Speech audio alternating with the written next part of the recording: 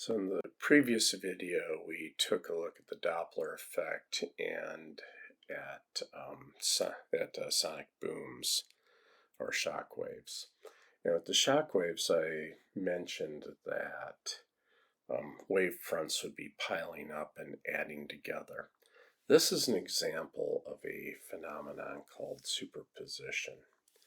Now, we'll start here by recapping a little more what superposition is. We've run into it before in context of things like forces, where, for instance, if we said that two objects are interacting with a third object, we could pretend that first one object and then the other object is acting with it, calculate the forces, then add the forces together as a vector to get the net result. As applied to waves, and here I'm going to mostly be thinking about transverse waves, and in the next video series we'll look at sound waves. The way this winds up working out is, let's say I have two pulses that are going down a string, say like this.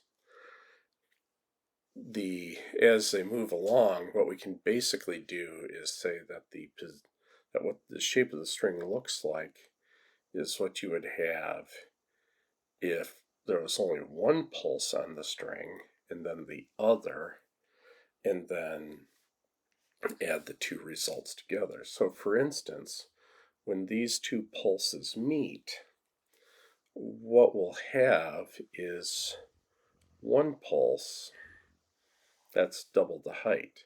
So here would be the one wave here, and then just on top of it, at every x coordinate, I would be adding the other wave on top to get a resultant that looked like a wave twice as high. Then they would continue to just pass right on through each other, so eventually you would see two pulses.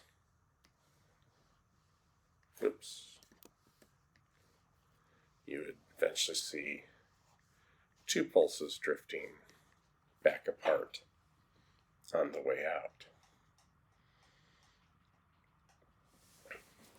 Now, when we actually start adding two waves, they could either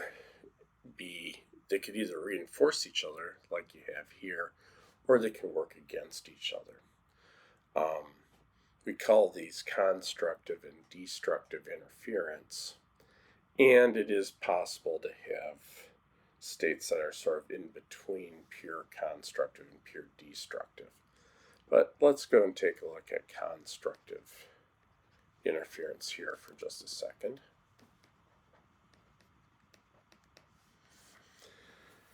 So let's say you have your stereo speaker wired up correctly, and you are sitting right in the middle,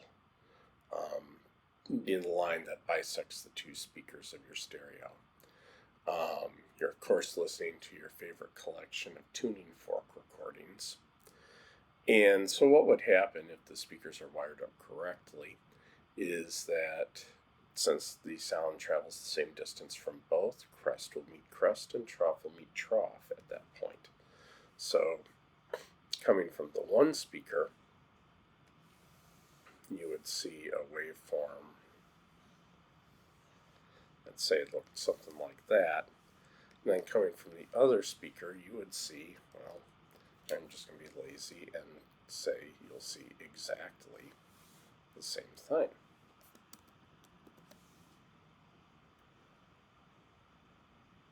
There we go. And so when you add them up, what you'll do is at every single point,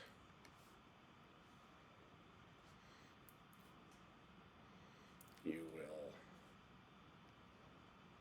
take the values of each of these at that point and combine them together. So here, this plus this is 0 here, 0 there. You get 0 here.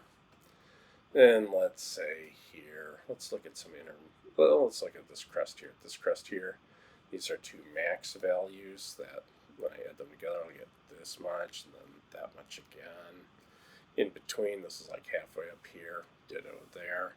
So you get, something looks like that, and so forth.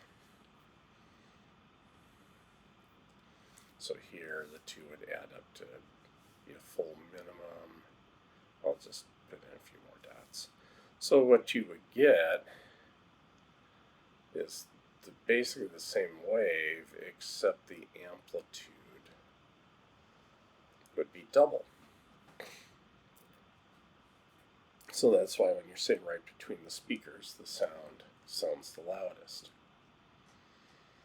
Now, sometimes if you wire up a stereo, if you accidentally wire it incorrectly, you might notice that the sound sounds muddy. I'll get into that more in a second, but first we'll just start by thinking about your noise-canceling headphones. So this is an example of destructive interference.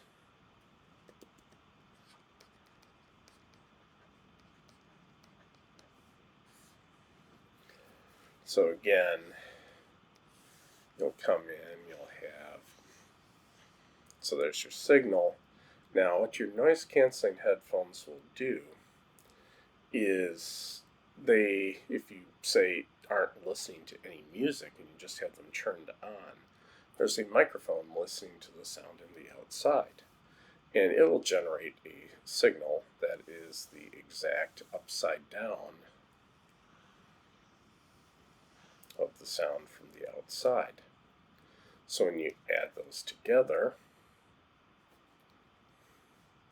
you get nothing. Now usually you're listening to something, so what the noise canceling headphones will do is add the upside down of the sound wave that's coming from the outside to the music, so that when the sound coming in from the outside plus the upside down part cancel, you're just left with the music.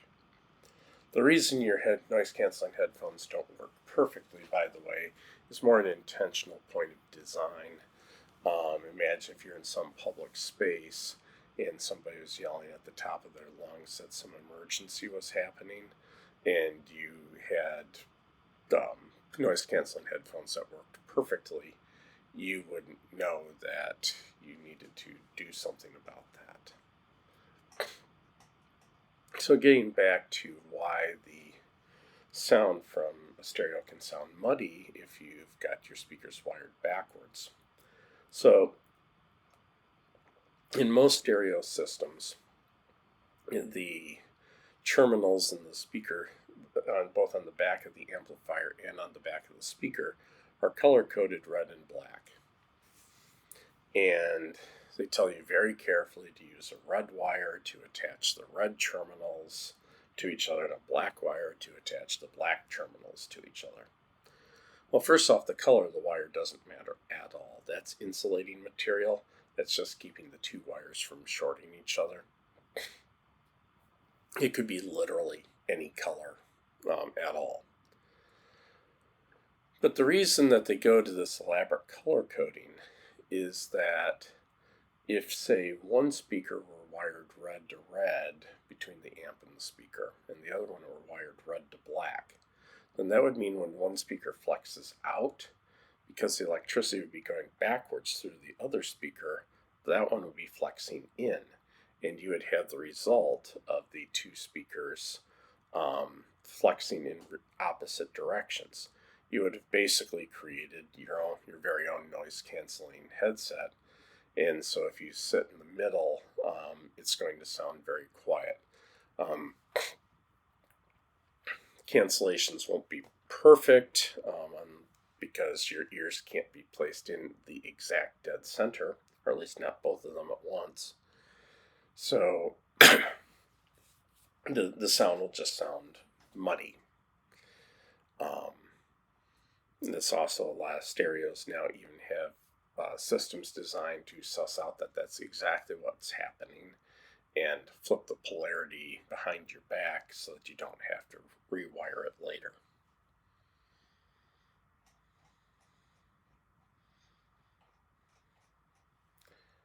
Alrighty.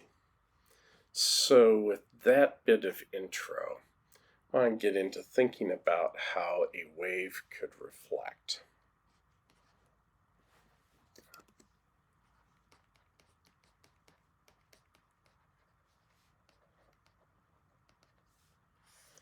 So this is actually something you can kind of try yourself. Just take a piece of string or whatever and tie it to something convenient, the back of a chair, something like that.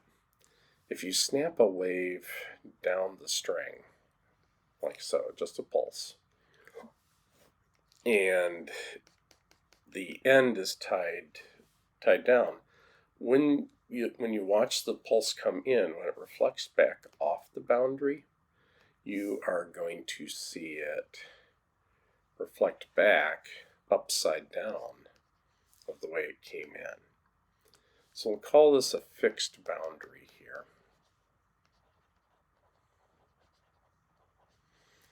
And we can think about this a bit intuitively, because as the pulse is coming in, if we look at the wall here,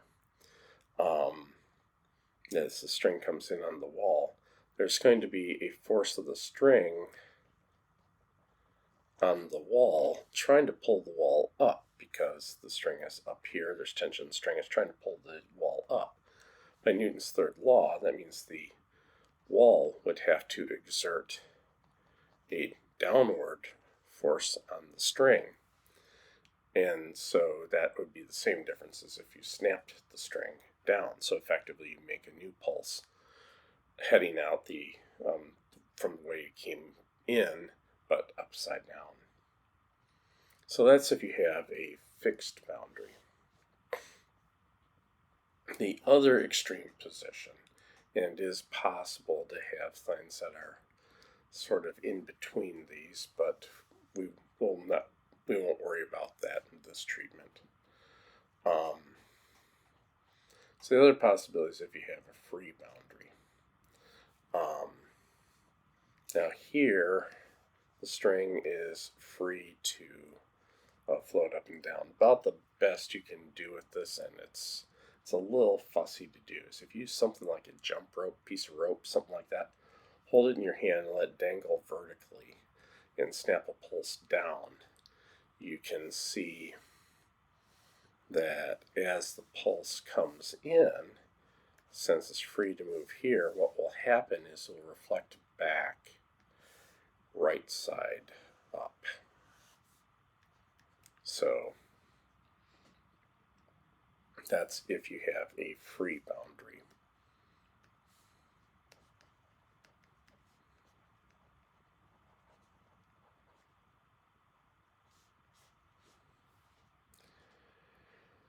This turns out to be an application of something called Huygens Principle, which is usually more reserved for optics. But now, just as a thought experiment here, let's say you have a string that's attached on both ends. So let's make it a fixed boundary. So if you send a pulse down, like so, it'll come out and reflect back upside down. Now if you keep sending pulses down, eventually these pulses coming back will interfere with the pulses that are being sent down. And in most situations, what will wind up happening is these pulses will generally start canceling each other out. And so you won't, you'll see the string or whatever move around a little bit, but not a whole lot. Unless you happen to get them moving at exactly the right frequencies, which you'll get to see in this cool video I'm dropping in right here. So here I have a string attached to two fixed ends. On one of the ends is a little motor that is shaking the string up and down. Right now you'll notice that we're fitting half of a wave in. Now I'm increasing the frequency. In fact, it'll be double. And you can see that we fit an entire wave in. There's always going to be a node on the left because that's a fixed end, and a node on the right because that's a fixed end, but we've now picked up a node in the middle. Notice also that there are antinodes between the nodes. We have two loops, one entire wave. So now we're going up to the third harmonic. And again, it's the same deal. We can pack three loops in to have nodes on each side. Now notice here as I change the frequency up to the fourth harmonic, as we pass through, you'll notice that the amplitude pretty much dies down until I hit the fourth harmonic. This is because if we're oscillating at any frequency other than a resonant one of the standing wave frequencies, the waves that are being sent down the string from the motor to the opposite end will more or less destructively interfere with the ones coming back, at least when averaged out over many reflections back and forth. But for these particular special frequencies, the reflections of the waves constructively interfere with the waves being sent down. So now here I'm taking it up to the fifth harmonic. You can see I fit in 5 loops, or 2.5 waves.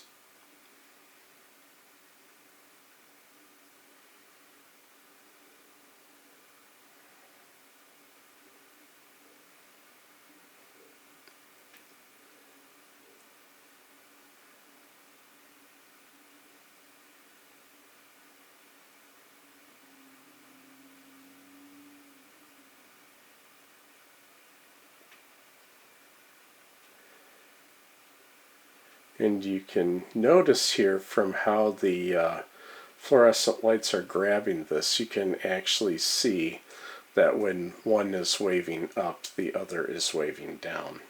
So now we're on the 6th harmonic, so we've packed in 6 loops, or 3 complete waves.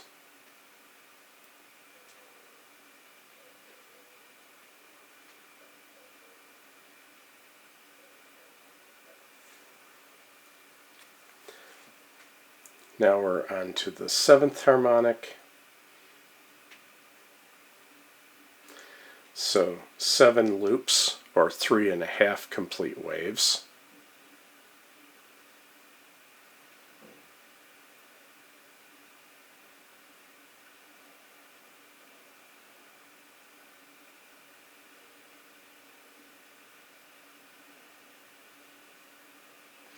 The 8th harmonic.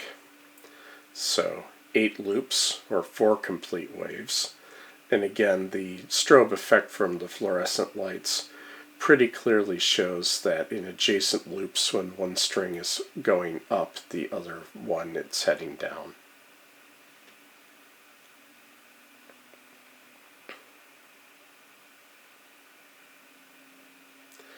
So now we're on to the 9th harmonic, so 9 loops, or 4.5 complete waves.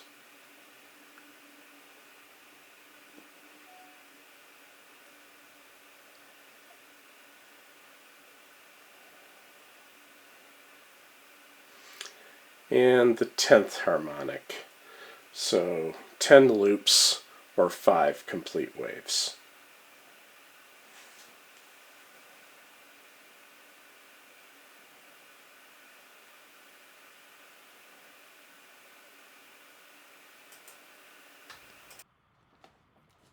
Okay, so the phenomenon you just saw is something called a standing wave.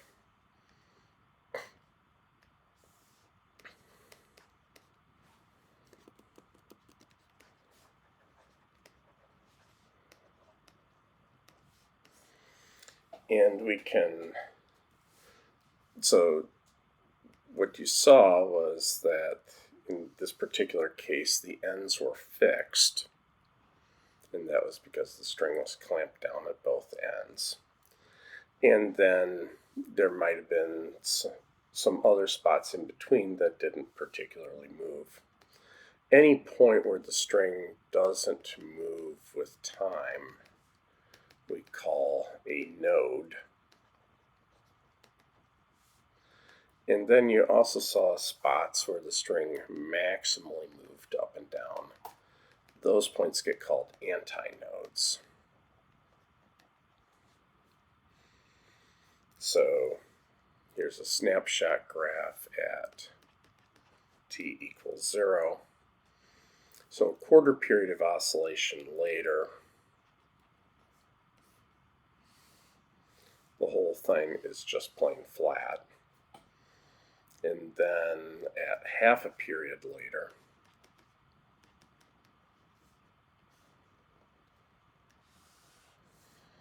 it's the upside down of what you had. And then at 3/4 of a period, it's flat again. Then finally, after one period,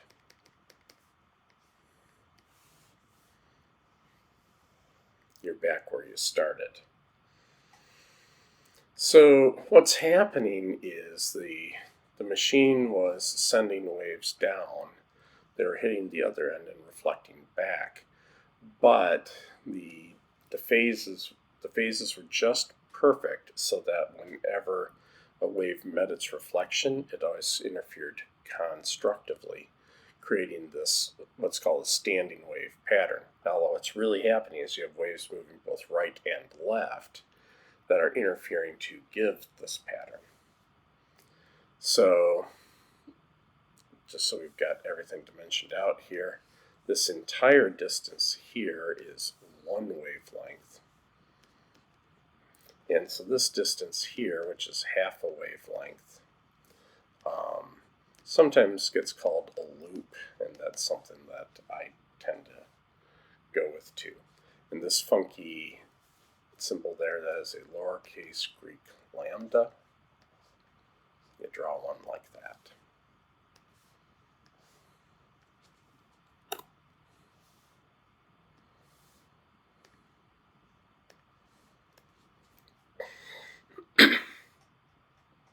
So let's see if we can figure out what the possible frequencies and wavelengths we could conceivably have for these. So let's start with the example you saw in the video where both ends are fixed.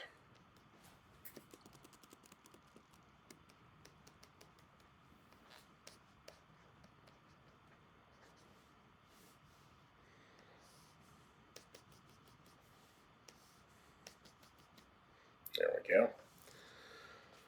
So let's say the distance between the two ends is L. Since we're fixed on each end, we are constrained to have a node, because literally the string can't move there, so it's got to be a node. The fancy term for this is we say that this is a boundary condition. And we're just saying, because it's fixed, this has to be a node right here. All right, so now let's think, what is the longest wavelength I could possibly fit? Well, it would be if I go from just one node to the other like that, so we'll call this case 1. This would be what we call the first harmonic, or the fundamental.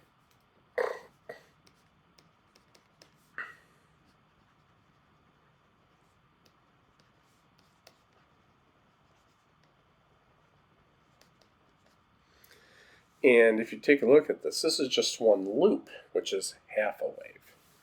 So I can fit a half a wave between the two ends. So the wavelength of the fundamental will be 2/1 times L. And yes, I know I could just write 2L, but bear with me here for a moment. All right. What's the next short, I can't fit anything longer because I just started a node and I wouldn't have another node. So I'd have to go something of the shorter wavelength. What's the next possibility? Well, the next possibility would be if I could sit in two loops like so. So this would be a node right here. So this is one loop, that's another loop. So this would be the second harmonic.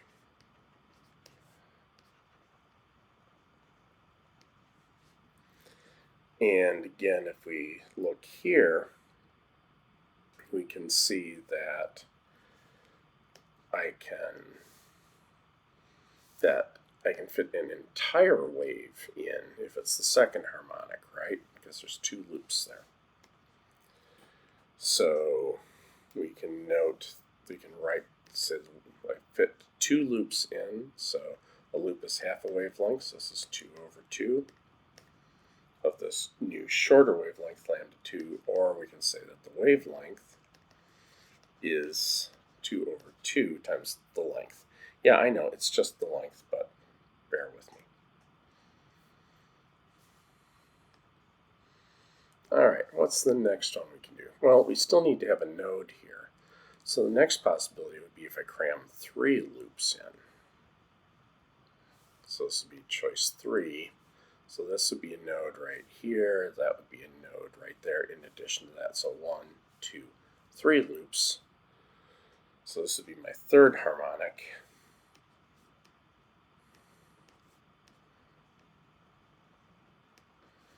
So within L, I say we'll fit in 3 loops. A loop is half a wavelength. And again, this is of a shorter wavelength here, lambda 3. So we can get that the wavelength of the third harmonic will be 2/3 times L. Alright, so I think we can start to see what a pattern would be for us to figure out what the wavelength of the M of just some arbitrary harmonic it would be.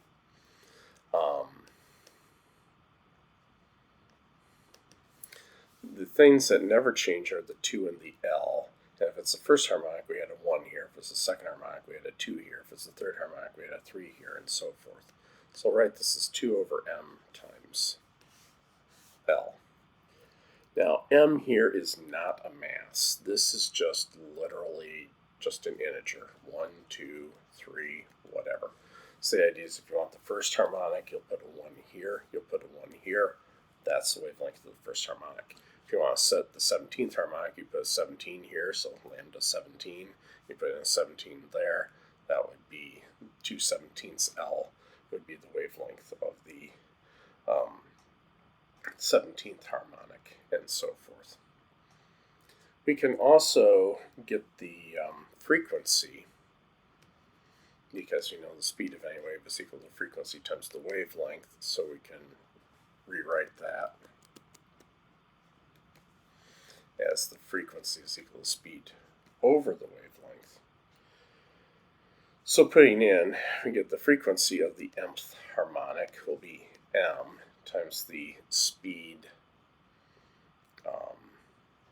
of the wave over 2L. And again, m could be any possible integer, 1, 2, 3, and so forth. So the frequency of the fundamental is just going to be this v over 2L right here, because remember, for the fundamental,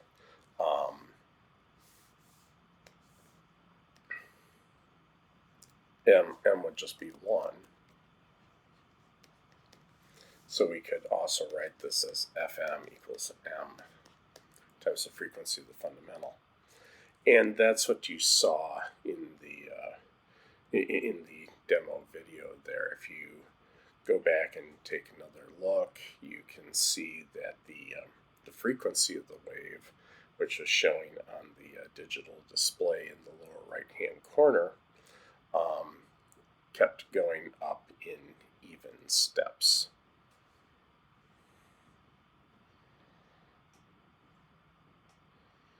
Okay,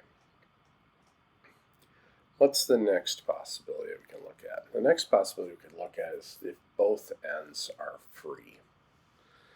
This is really hard to do with a string or something like that. About the closest thing I can think of here for a transverse wave is if you have a somewhat floppy rod, like maybe one of those really cheap plastic rulers, something like that. And you can grab it and you can start shaking it, grab it in the middle and start shaking it, and you'll see the outside ends flop around. This is because we're going to need to have, if it's free,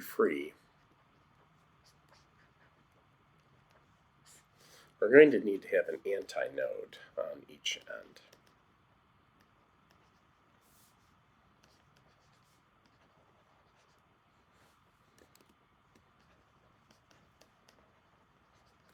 Otherwise, you won't be able to reflect back perfectly right side up. So let's go through the same exercise and think about what waves you could possibly pack in that would have an antinode on each end.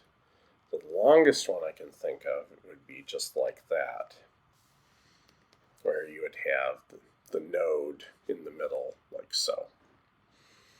Well, this is half a loop over here, and that's half a loop over there, so the whole thing's one loop.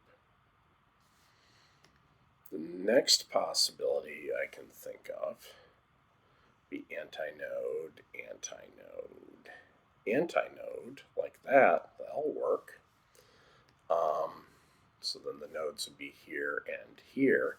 So that's half a loop there to make a loop, plus half a loop there, 2 loops, or a whole wave. And then finally, let's go and fit in another one. This would be the third case I can think of. I would have a nodes here, here, and there, something like that. So half a loop here, half a loop there makes a loop. Got a loop there and a loop there. That's 3 loops. So it turns out it's exactly the same deal. I can fit 1 loop, 2 loops, or 3 loops in between. And so I get the exact same results as if it were fixed.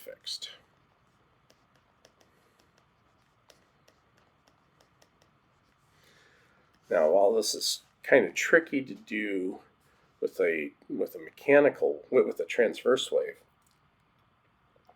you do get this sort of thing all the time in sound waves.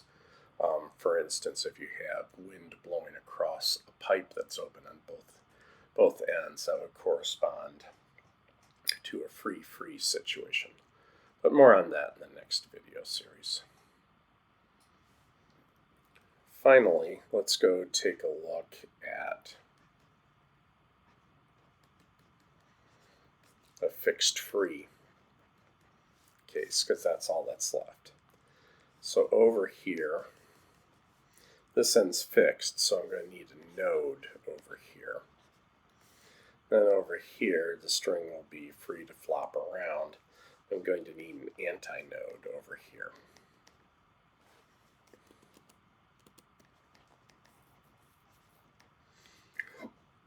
Now let's start to think about what we can pack in. So here, the longest wavelength I can possibly think to pack in is going to actually be a quarter of a wavelength, half a loop. Just go straight from node to antinode, nothing in between. That would be half of a loop. So my first harmonic, or fundamental,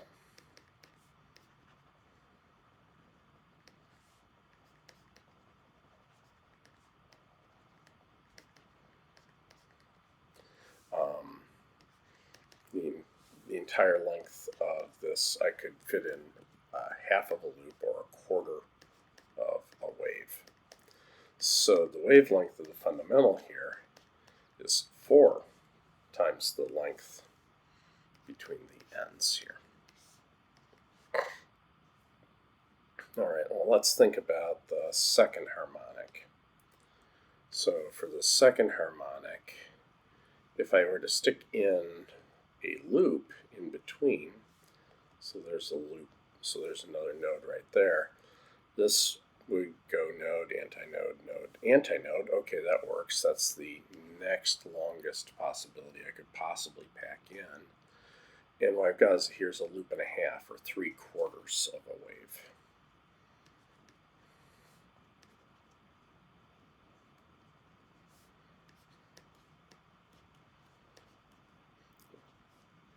So the wavelength would be 4/3L.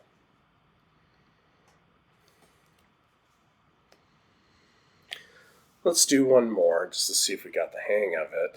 The next thing I could imagine doing is sticking in still yet one more loop, something like that. So that would be 3. So there's a wave and another 1/4 of a wave. So I was stuck 5/4 of a wave between the ends.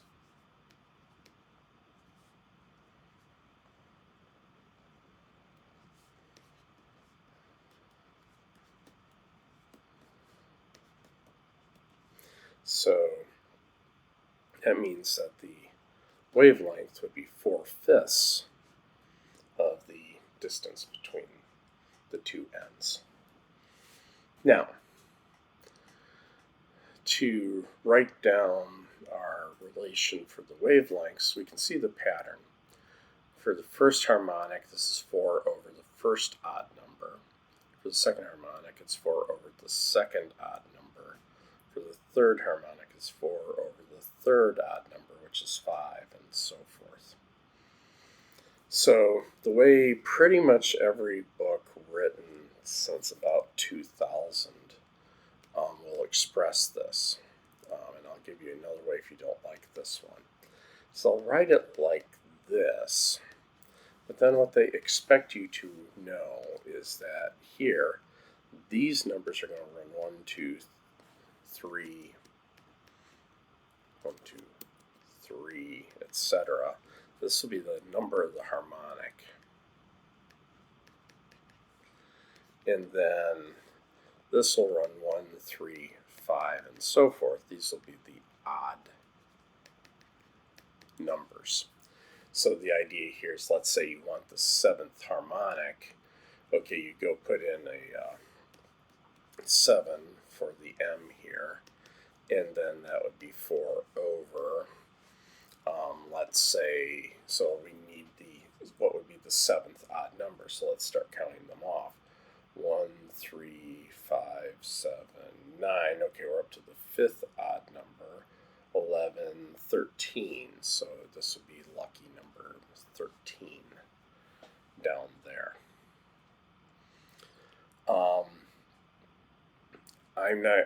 I know that there's been a lot of work done in trying to figure out what would be the most memorable way to present that, so I'm not going to fight it. And probably most of you will be happy with that. But if you want to still stick with the idea of plugging in the same number m every time, there is another way you can write this. You can write this as lambda m equals 4 over 2m minus 1l.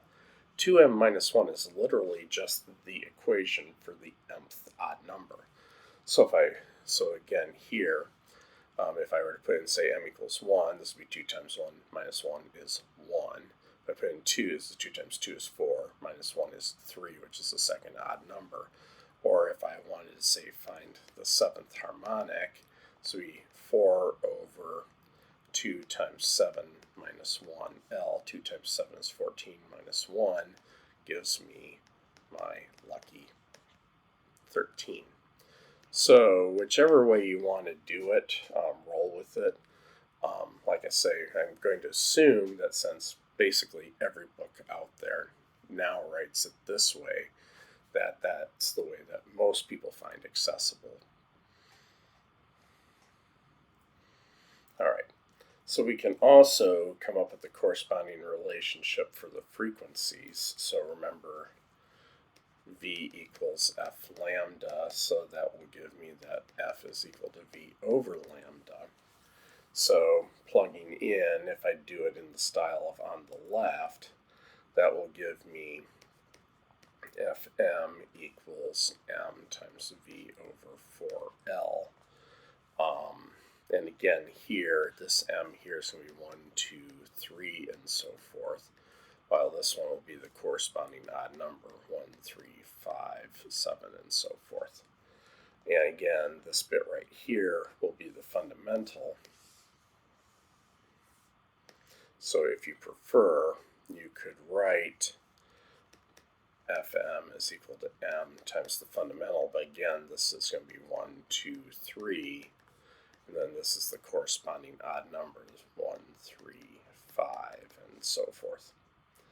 Or, if you want to write it the old school way,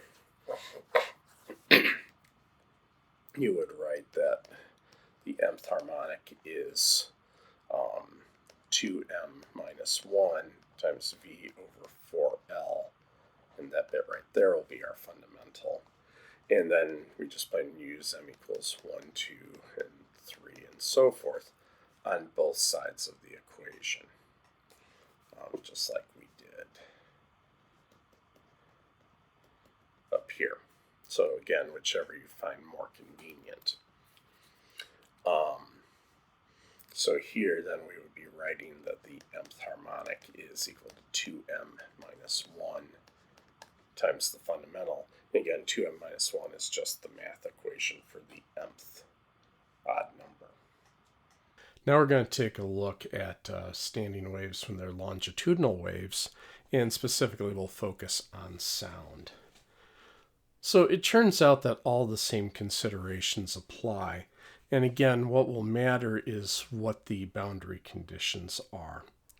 So if your resonant cavity is closed on both ends,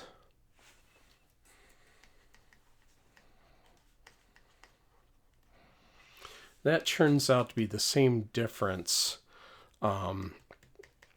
as if they were fixed on both ends, if it were a transverse wave.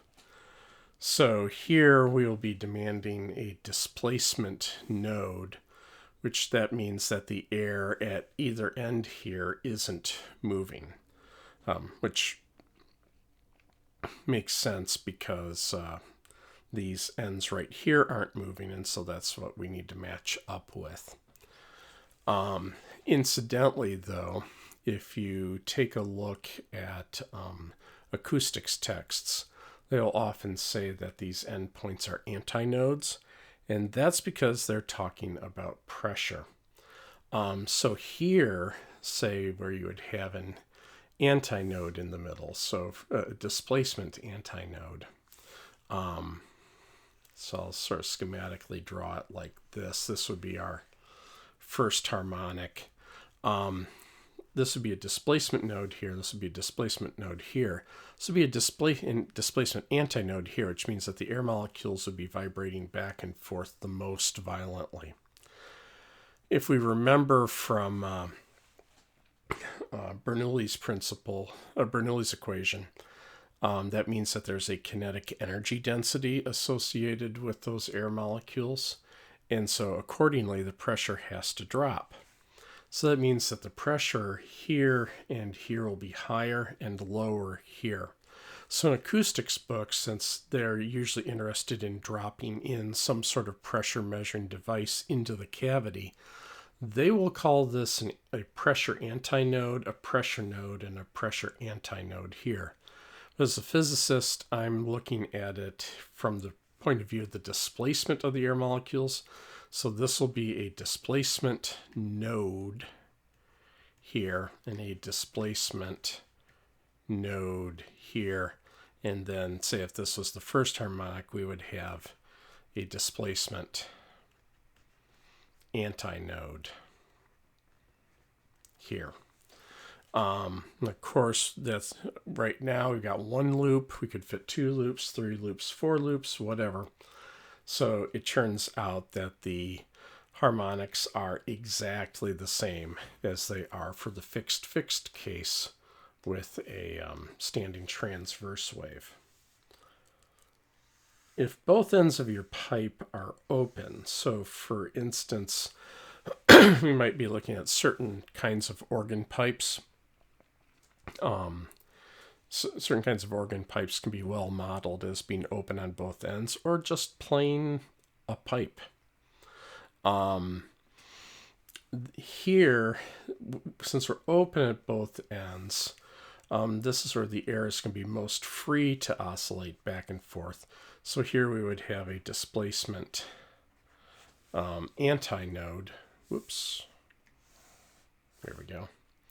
So at the ends, we would want displacement antinodes.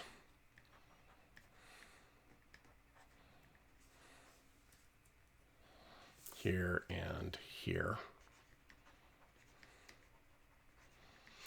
And then say if this were the first harmonic, we would have a displacement node in the middle. And again, if you look in an acoustics or probably musicology text, they are likely to reverse the names node and antinode, but again, they would be referring to the pressure, not the displacement of the molecules. So if we have an open boundary, this is the same difference as free, the same results if it's if it were a transverse wave. And then finally, there are other organ pipes that are closed at one end and open at the other. This is done especially for, as we'll see, for very long wavelengths, because since the pipe needs to, in these situations here, the pipe needs to be half the wavelength of the sound that you're making. When you get to very low notes with very long wavelengths, you start running into the practical issue that you run out of building to put the organ pipe into. So in that case, they switch to a closed open